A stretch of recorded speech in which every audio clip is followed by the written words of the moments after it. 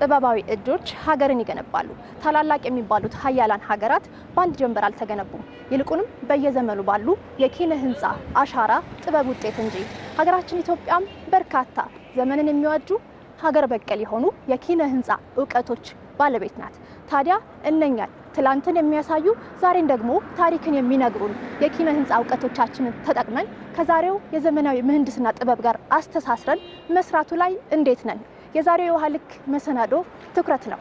የተለያዩ ባለሙያዎችን አነጋግረናል። ስመኝ ስዩም ፕሮግራሙን እመራለሁ። እስከ ፕሮግራሙ ፍጻሜ ድረስ አብራችሁን ቆዩ። ዓለም እንዲህ ወደ አንድ መንደር ባልመጣችበት በዚያ ዘመን እንዳሁኑ በቴክኖሎጂ ባልተራቀቅንበት ጊዜ አሁን ድረስ እጃችንን ባፋችን የሚያስጭኑን ማህበረሰቡ የየዕለት ክንውኑን ባህሉንና አኗኗሩን የሚገልጥበት የኪነ ህንፃ ጥበቦች አሉ። በዓለም ዙሪያም ለረጅም ዘመን የተሻገረ ባህላዊ የኪነ ህንፃ ጥበቦች ያሉባቸው ሀገሮች አሉ። ከነዚህም መሃል ህንድ፣ ጃፓን፣ ጣሊያን፣ ቱርክ፣ ከአፍሪካ ደግሞ ማሊና ሞሮኮ የአካባቢያቸውን ቁሳቁስ ተጠቅሞ በመገንባትና ይህንኑ ጠብቆ በማቆየት ስማቸው በጉልህ ይነሳል። ሀገር በቀል በምንልበት ጊዜ ሀሳቡ ዕውቀቱ በአንድ ሀገር ውስጥ ያለ በአለው ማህበረሰብ በተግባር ላይ የዋለ ለረጅም ዘመናት ሲገለገሉበት የቆዩት አይነት ጥበብ ማለት ነው።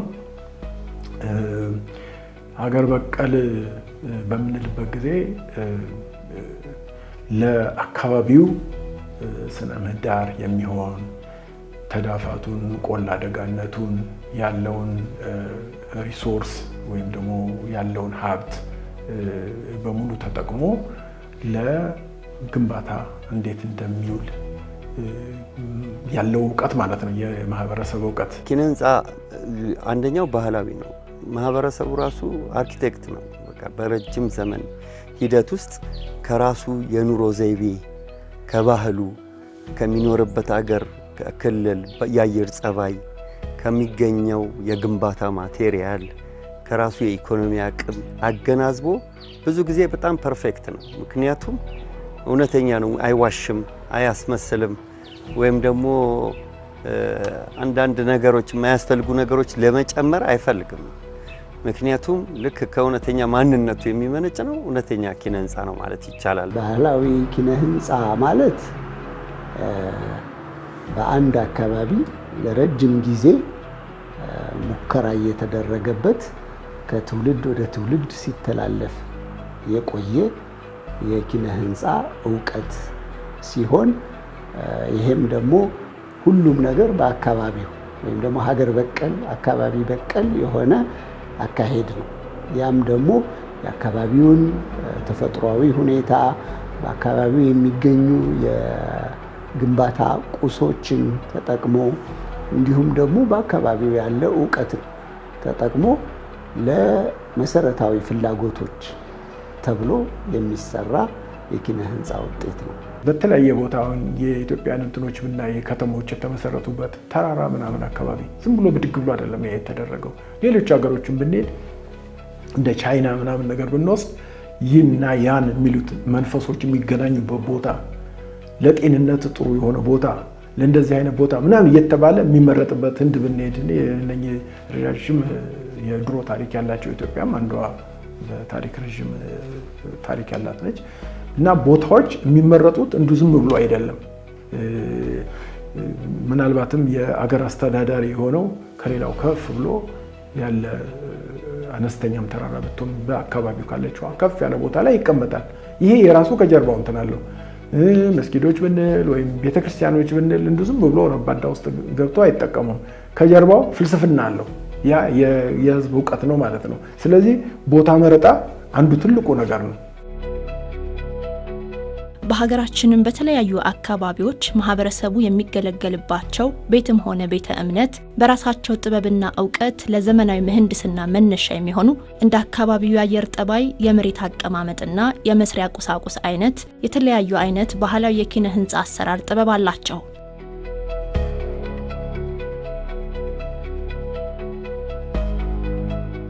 ህንፃው ውስጣዊ ያለው ውጫዊ ያለው ውስጣዊ ብንሄድ የአከፋፈሉ ያቀማመጡ ሁኔታ ሲገባ ምን ይገኛል?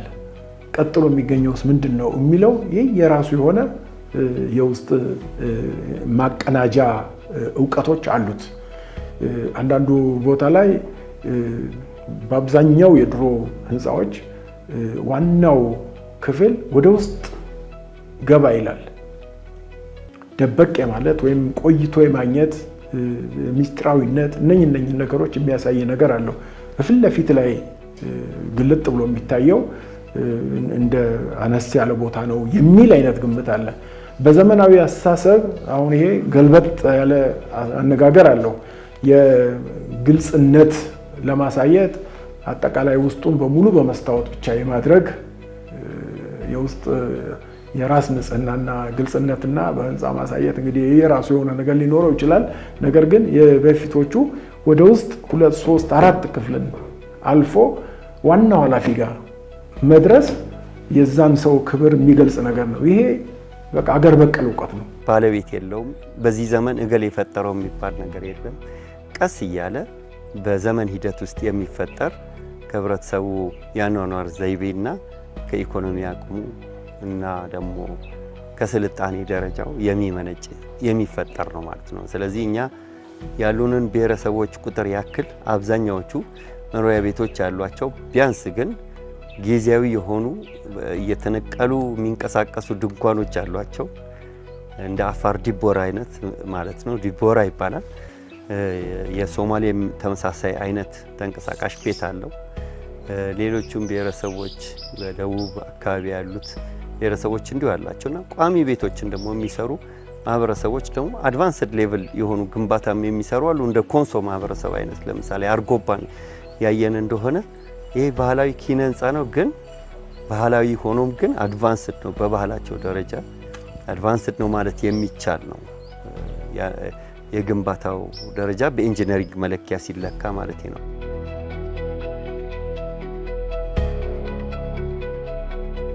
በማህበረሰብ ውስጥ ገብተን የየራሱን ቤት የሚሰራበት ጥበብም ድንጋይ በዛበት አካባቢ ድንጋይና እንጨት ለምሳሌ አድርጎ በሁድሞ መስራት፣ አፋርና በሶማሌ አካባቢ ያለ የእንጨት የተለያዩ እንትኖችን ከአፈርም የተጠቀሙ አንዳንድ እንደውም አንስቶ መሄድ የሚቻልበት አይነት ጥበብን ይሄ ለምሳሌ ምናልባትም የመጠለያ ጣቢያዎችን ለመስራት መጠቀም ይቻላል። እንደዚህ አይነት ነገር ገጣጥሞ ነገር ይዞ መሄድ የሚቻልበትን አይነት ሁኔታ ማድረግ ይቻላል እና የእንጨትና የአፈር ቅብ ቤቶች ክብ ቅርጽ ያላቸው የእንጨትና የጭቃ ልስን ግድግዳ ከሳር ክዳን፣ ሌላኛው ደግሞ ከመሬትም ጀምሮ ጣሪያውንም ጨምሮ ራሱ አንድ አይነት ነገር የሚሆንበት አይነት የነ ሲዳማ ቤት አሰራር አይነት ሁኔታ ብንል ፋንታስቲክ የሆኑ በጣም በጣም ጥሩ ድሮች አሉ። አገር በቀል የሚባለው ምንድነው? አንድ ማህበረሰብ ከሰለጠነ በኋላ ደግሞ ወይም ደግሞ በኢኮኖሚም ከተሻሻለ በኋላ የኑሮ ዘዬው ወደ ዘመናዊነት ወደሚባለው ዘመናዊነት ስልጣኔ ነው ብለን ከእንትን ካልን ወደ ዘመናዊነት ወደሚባለው ደረጃ ሲደርስ ደግሞ የሚፈጥራቸው የኪነ ህንፃ አይነት ጥበቦች ደግሞ አሉ። ለኛ አክሱም አንዱ ነው። አክሱም ዘመን ከዛ በኋላ ደግሞ ረጅም ዘመን መቋረጥ በኋላ ደግሞ ላሊበላ ላይ እናያለን። የላሊበላን ውቅር አብያተ ክርስቲያናት እናያለን። ከዛ ደግሞ እንደገና ረጅም ዘመን ተቋርጦ የጎንደርን እናያለን። በጎንደር ውስጥ ፒውርሊ ኢትዮጵያዊ ነው ለማለት አይቻልም ይባላል። ብዙ የውጭ አማካሪዎችም ነበሩበት። ግንበኞቹ እጅ ጥበብ ባለሙያዎቹ ኢትዮጵያውያንም ነበሩበት ይባላል። እሱ ሰፊ ጥናት የሚፈልግ ነው ሆኖ ግን ጎንደርም ደግሞ ሌላ የኪነ ህንፃ ውርሳችን ነው ማለት ነው። ከታሪካችን ጋር ተያያዥነት ያለው ማለት ነው። የሀገር በቀል ባህላዊ የኪነ ህንፃ ጥበብ ዕውቀቱም ግብአቱም ሀገር በቀል በመሆኑ ይህንን ጥበብና ዕውቀት ከዘመናዊ የምህንድስና ጥበብ ጋር አዋህዶ መስራት ደግሞ አሁን ላለው የከተሜነት መስፋፋት ጥሩ መደላድል የሚፈጥር ነው። ለመሆኑ የሀገር በቀል ባህላዊ የኪነ ህንፃ ዕውቀትን ከዘመናዊ የምህንድስና ጥበብ ጋር አዋህዶ መስራቱ የሚለው ሐሳብ እንዴት ተጀመረ? ሞደርን አርኪቴክቸር ይባላል። ውልደቱ ጀርመን ላይ ነው። ግን የሌላውን አውሮፓ ሁሉ ፕራክቲካል ስለነበረ ለዘመኑ በጣም የዘመኑን ጥያቄ የመለሰ ስለነበረ ሁሉም ሀገር ሞደርን አርኪቴክቸርን የራሱ አድርጎ ወስዶታል። በኋላ ኢንተርናሽናል ስታይል እስኪባል ድረስ ማለት ነው። በኋላ ግን እንደገና ማንነታችን ጠፋብን የሚል ነገር ከያገሩ ተነሳ። ስለዚህ የቆየውን የኪነ ህንፃ ውርሳችንን ሞደርን አርኪቴክቸር ደግሞ ለፕራክቲካል ጉዳዮች ለምሳሌ የቢሮ ህንጻዎችን ለመስራት የኢንዱስትሪ ህንጻዎችን ለመስራት ሆቴሎችን ለመገንባት ምን ቀደም ሲሉ የነበሩትን አይነት በጣም ጌጥ የሚበዛባቸውን ከድንጋይና ከምን ተጠርበውና ተቀርጸው ይሰሩ የነበሩትን የኪነ ህንጻ ዘዬዎች በጣም ከባድና ጊዜ የሚወስዱ ውድም የሆኑ በቀላሉ ለመገንባት የሚመቹ አልነበሩ። ይሄኛው ሲምፕል አድርጎ ነው የመጣው እና ፋንክሽናሊስት የሚባላል። ፋንክሽናሊስት ማለት አገልግሎት ተኮር ማለት ነው ሆኖ ነው የመጣው። ስለዚህ ይህን አገልግሎት ተኮርነቱን ከወሰዱ በኋላ ግን ድሮ የነበረው የኪነ ህንጻ ውርሳችን መጥፋት የለበትም ብለው አዳቀሏቸው። በእኛ አገር እንደዚህ አይነት ኪነ ህንጻ በጣም ቲፒካል ብዬ የምገልጸው ሂልተን ሆቴልን ነው። ሂልተን ሆቴል ኒዮ ክላሲካል ወይም ፖስት ሞደርን አርኪቴክቸር የሚባለውን አይነት የኪነ ህንጻ ዘዬ የያዘ ነው። የላሊበላን የአክሱምን የኪነ ህንጻ ዘዬ ከዘመናዊው ኢንተርናሽናሊስት የአውሮፓ ዌስተርን አርኪቴክቸር ጋር አዳቅሎ አባቱን የሚመስል ልጅ ማለት ነው። በሀገር በቀል አይነት ሀሳብ መስራት ማለት ዘመናዊ የሆነ ፋሲሊቲ ወይም አገልግሎት የለም ማለት አይደለም።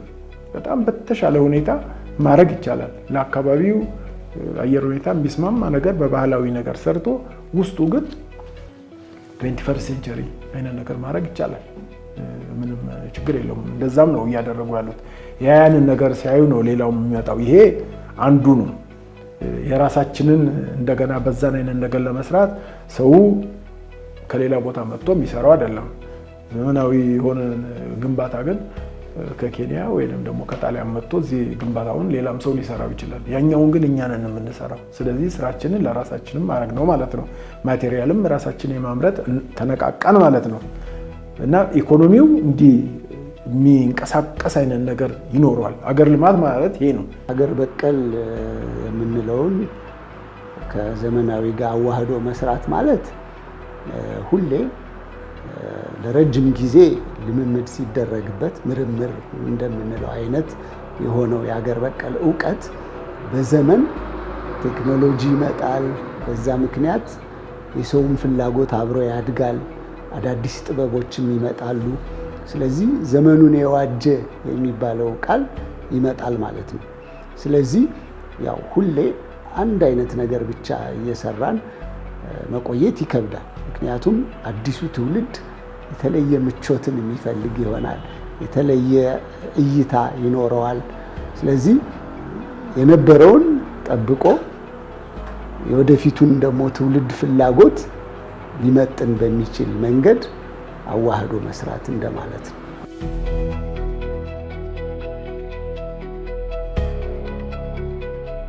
በአብዛኛው የፋሪስት የሩቅ ምስራቅ ሀገሮች የራሳቸውን እንትን በጣም ያከብራሉ።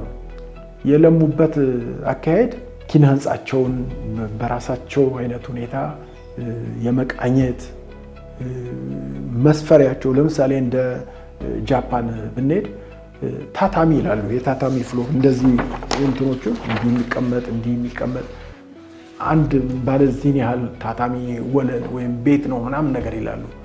እንዴት አድርገው እንደሚሰሩት ራሱ በእንጨት ለአካባቢ የሚስማማ እሳተ ገሞራ ያለበት ሀገር ነው። በእንጨት መስራታቸው ቢገለበጥ ሰዎች የማይጎዱበት አይነት ነገር ያደርጋል። ለአካባቢ የሚስማማ ነገር ሁሉም ጥበቡ አለው።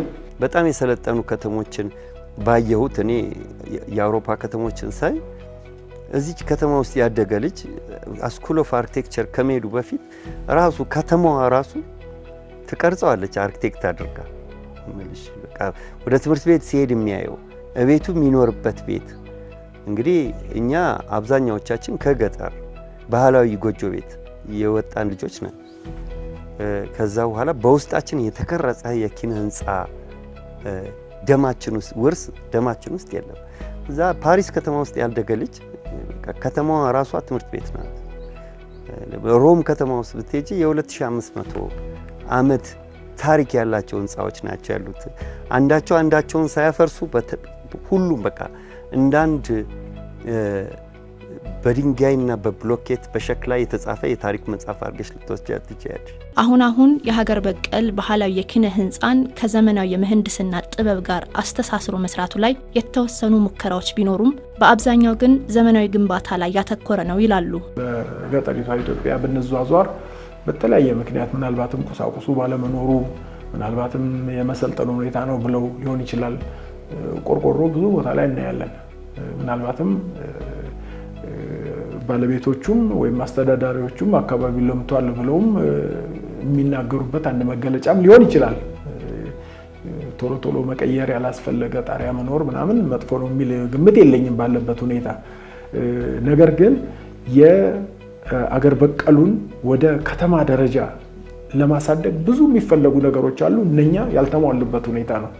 ወይ የድሮ ከተሞች ከሆኑ የቆዩ የነባር የሆኑ አካባቢዎች እንደ ሀረር ብንሄድ ቀደም ሲል የነበረው ግንብ መኖሩ ውስጡ ያሉትም ከዛ ጋር አብሮ የተሰሩ የቆየ ነገር ያለበት አካባቢ በባህላዊ ሁኔታ የተሰሩ ነው እንችላለን። ነገር ግን ዘመናዊ የሆኑ ከተሞች አካባቢ የአገር በቀሉን ተጠቅሞ የሚሰሩ በጣም በጥቂት ደረጃ እንደ ብርቅዬ የሚታዩ ነገር ሊኖሩ ይችላል። ከተሜነት በእንግሊዝኛ ሲቪላይዜሽን የምንለው ወጥነት የለውም። ስለዚህ በዛ ምክንያት አሁን እንደነበረው ጠንካራ ነን ማለት አይቻልም።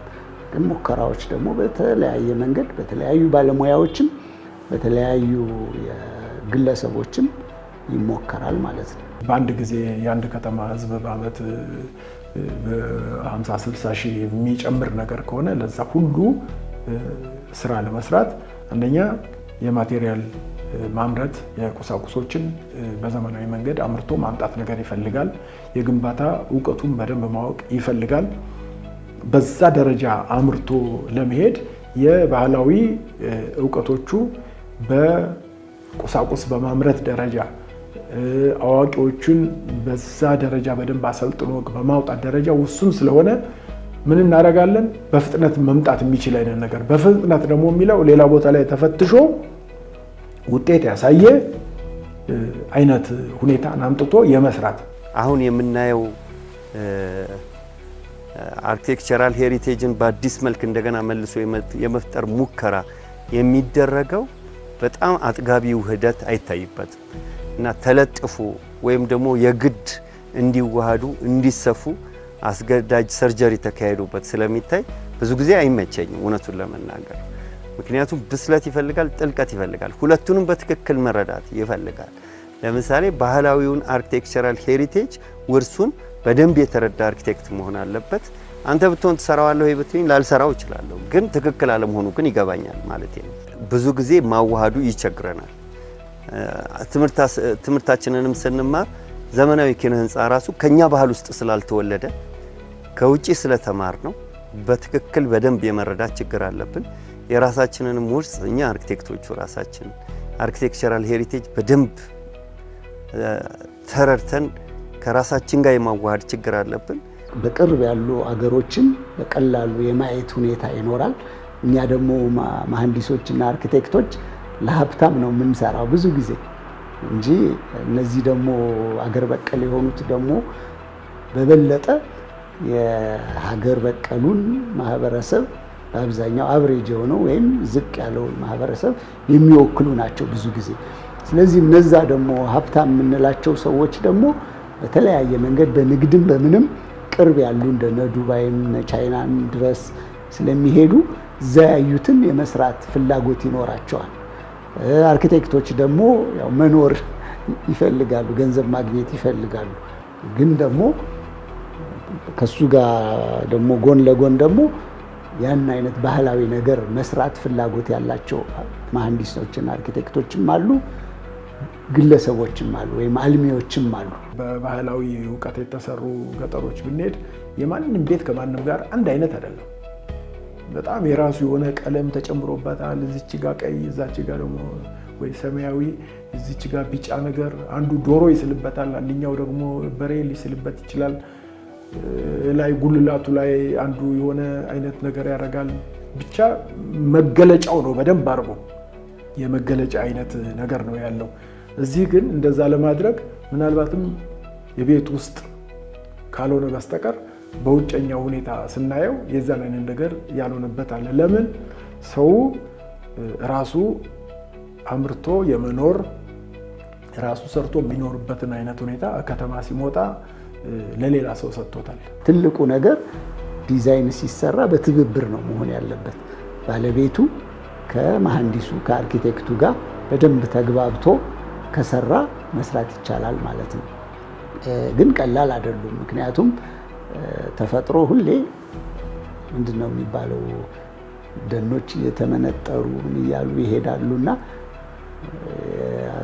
በቅርብ ያሉ ሀገራት የሚፈጥሩት ተጽዕኖ ወደሱ የመሳብ ሁኔታም ስላለ እኛ ያለንን ሀብት በደንብ እየጠበቅን ለነዛ ፍላጎቶቻችን ግብአት እንዲሆኑ የማድረግ ነገሩ ላይ ትንሽ ደከም ያልን ነን።